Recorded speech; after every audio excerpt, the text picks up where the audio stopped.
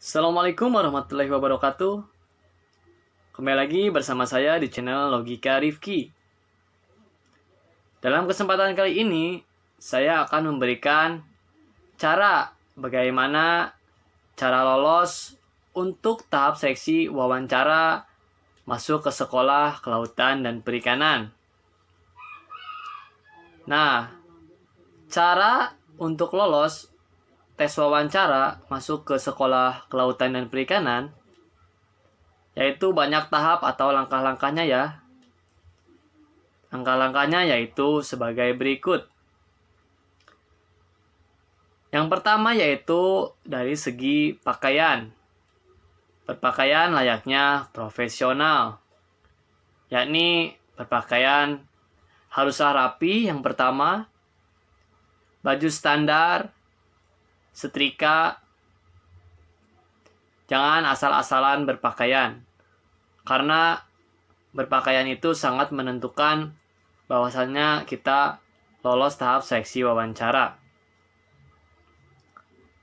Nah, itulah sebabnya kenapa berpakaian rapi begitu penting saat mengikuti interview atau tes wawancara. Penampilan yang menarik akan menimbulkan rasa penasaran sehingga atas tertarik untuk mewawancari Anda. Atau pewawancara atau penguji kita akan tertarik dengan melihat penampilan kita. Pilih pakaian yang menonjolkan sikap profesionalitas. Misalnya, atasan berwarna putih dan celana berwarna hitam. Hindari pakaian yang terlalu mencolok dan banyak motif agar mata pewawancara tidak sakit saat menghadapi ke arah kalian. Nah, tahap selanjutnya yaitu tahap yang kedua dalam tes wawancara. Tahap kedua yaitu menjabat tangan dengan tegas. Selain cara berpakaian, cara menjabat tangan juga dapat menunjukkan karakter seseorang. Jabatan tangan yang terlalu lemah menunjukkan sikap kurang bersemangat, sehingga pewawancara kurang tertarik untuk mengenali diri pelamar. Nah, sedangkan jabatan tangan yang tegas menunjukkan sikap percaya diri dan siap untuk menghadapi wawancara. Setelah memasuki ruangan interview, jabatlah tangan pewawancara dengan tegas. Artinya, jangan terlalu kuat dan kencang. Duduklah ketika sudah dipersilakan, sehingga tahap wawancara segera dimulai. Nah, selanjutnya yaitu tahap ketiga untuk wawancara, yaitu memperkenalkan diri secukupnya. Siap atau tidaknya calon taruna atau taruni dalam wawancara dapat dilihat dari cara memperkenalkan diri. Apabila calon taruna atau taruni tampak percaya diri saat memperkenalkan diri, pewawancara terus merasa tertarik untuk menggali informasi mengenai diri calon taruna atau taruni. Dan sebaliknya, jika calon taruna atau taruni tidak siap, pewawancara pasti merasa malas dan ingin segera mengakhiri wawancara.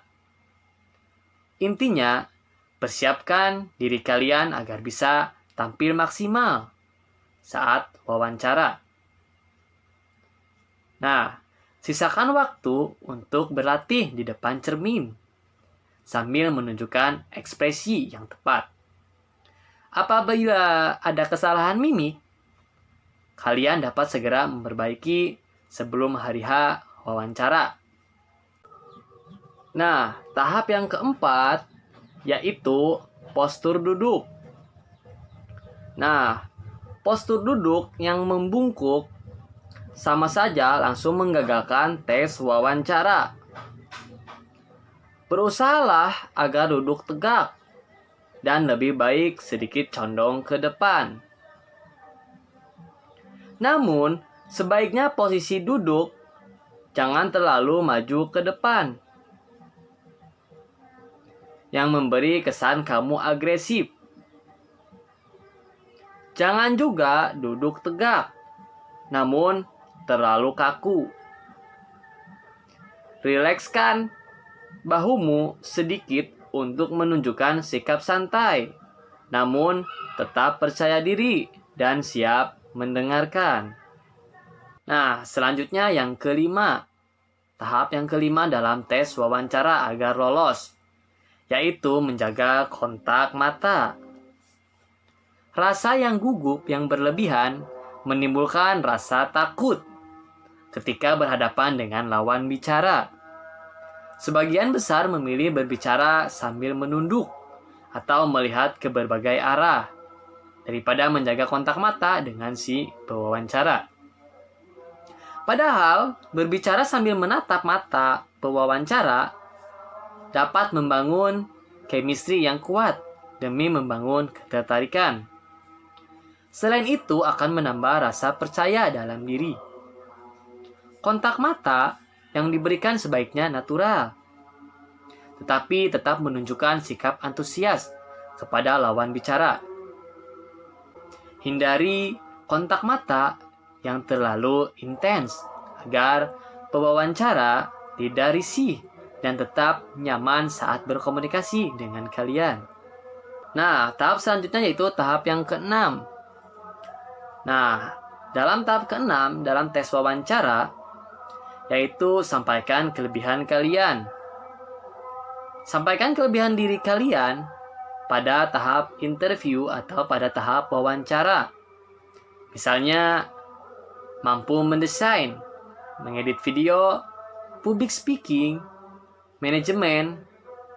Nah, kalau saya waktu di tes wawancara di Kelautan dan Perikanan, saya menjelaskan kelebihan saya tentang sepak bola, yaitu adalah hobi saya. Nah, di situ saya menjelaskan kelebihan atau hobi saya yaitu dalam bidang sepak bola. Dan menyebutkan pernah mengikuti event kemana saja. Dan memberikan sertifikat sepak bola waktu dulu saya diwawancara masuk ke sekolah kelautan dan perikanan. Nah, di situ kalian menjelaskan tentang hobi, pengalaman, atau kelebihan kalian ya, agar si pewawancara meyakinkan bahwasannya kamu itu memiliki kelebihan. Nah, tahap selanjutnya dalam tes wawancara yaitu tahap yang ketujuh. Dalam tahap yang ketujuh ini yaitu bertanya bila kurang jelas. Sampaikan pertanyaan tersebut ketika pewawancara selesai berbicara. Hindari sikap nyorocos saat berbicara. Sikap ini justru menjadi bumerang bagi diri sendiri. Bukannya dipersilakan berbicara, kalian malah dipandang sinis oleh pewawancara. Jangan pernah menyepelekan hal-hal kecil. Wajib memperhatikan setiap hal-hal yang dilakukan oleh pewawancara, baik hal-hal besar maupun hal yang paling kecil. Terutama untuk hal kecil, sebaiknya jangan pernah menyepelekan begitu saja. Justru hal-hal kecil itulah yang kerap menyebabkan kegagalan. Jika kalian ingin berhasil pada tahap wawancara, hindarilah kesan menyepelekan dalam hal apapun. Nah, selanjutnya dalam tes wawancara yaitu tahap ke-8 yang saya ketahui. Nah, dalam tahap ke-8 ini saya akan memberikan suatu bocoran untuk menjawab pertanyaan si pewawancara yang diberikan kepada kita ketika masuk ke sekolah kelautan dan perikanan. Nah, waktu dulu saya masuk ke sekolah kelautan dan perikanan, nah, si pewawancara memberikan pertanyaan kepada saya seperti ini. Apa alasan kamu masuk ke sekolah kelautan dan perikanan. Nah, di sini saya menjawab, yakni karena saya ingin masuk ke sekolah kelautan dan perikanan, yaitu ingin sekolah disiplin, terus mandiri, kegiatannya selalu teratur, serta saya di sini menjawab, setelah lulus dari sekolah kelautan dan perikanan, saya ingin menjadi pengusaha di bidang perikanan. Nah, mengapa saya di sini menjawab ingin menjadi pengusaha di bidang perikanan atau di bidang kelautan? Nah, di sini untuk dalam bidang usaha kelautan dan perikanan sangat menjanjikan, karena di bidang ini sangatlah mempunyai ekonomis yang lumayan atau lumayan tinggi ya. Dan terus dalam tes wawancara ini, jangan sekali-sekali menyebutkan kalian ingin menjadi PNS atau pegawai negeri sipil. Karena di sekolah kelautan dan perikanan ini ingin menciptakan kalian itu untuk menjadi pengusaha. Tidak ingin kalian menjadi pegawai negeri sipil, walaupun dalam pegawai negeri sipil itu ya terjamin ya, pastinya terjamin gaji per bulannya udah ada. Cuman di sini di sekolah kelautan dan perikanan ingin menciptakan seorang taruna menjadi pengusaha atau bos di dalam perusahaannya sendiri. Nah, jadi ketika itu saya menjawab ingin menjadi pengusaha. Di situ juga poinnya sangat besar karena saya menjawab pengusaha. Di sini poinnya sangat besar, sekitar 100 poin dibandingkan ketika saya menjawab ingin menjadi PNS. Nah, untuk kalian yang mau mendaftar ke sekolah kelautan dan perikanan dimanapun yang ada di Indonesia, ketika si pewawancara menanyakan ke Anda, seperti halnya mempertanyakan tadi kepada saya, alasan kalian ingin masuk ke sekolah kelautan dan perikanan, yakni jawabnya ingin menjadi pengusaha. Nah, itu poinnya sangat besar ya. Ini tips atau trik yang saya berikan untuk kalian. Semoga kalian bisa terapkan. Nah, kayak gitu. Nah, terus si pewawancara juga sangat banyak ya menanyakan kepada saya juga, yakni tentang pengalaman, hobi, dan kelebihan juga. Pasti pewawancara menanyakan kepada saya atau kepada kalian nanti ketika mengikuti tes wawancara di kelautan dan perikanan. Nah, terus si pewawancara juga menyebutkan tentang sekolah kelautan dan perikanan tersebut. Nah, seperti apa ya? Pewawancara memberikan pertanyaan seperti kayak gini. Saya contohkan ya. Apa yang kalian ketahui tentang, contohnya saya akan masuk ke sekolah kelautan dan perikanan Pangandaran atau Politeknik Kelautan dan Perikanan Pangandaran. Nah, di situ si pewawancara menanyakan kepada saya, apa yang Anda ketahui tentang sekolah Politeknik Kelautan dan Perikanan Pangandaran? Nah, begitu saya jawab, Politeknik Kelautan dan Perikanan Pangandaran yang saya ketahui yaitu sekolahnya semi militer, disiplin, ketat, menyebutkan tentang taruna dan taruni di dalamnya, bukan mahasiswa atau mahasiswi. Nah, di situ bangga menjadi taruna atau taruni.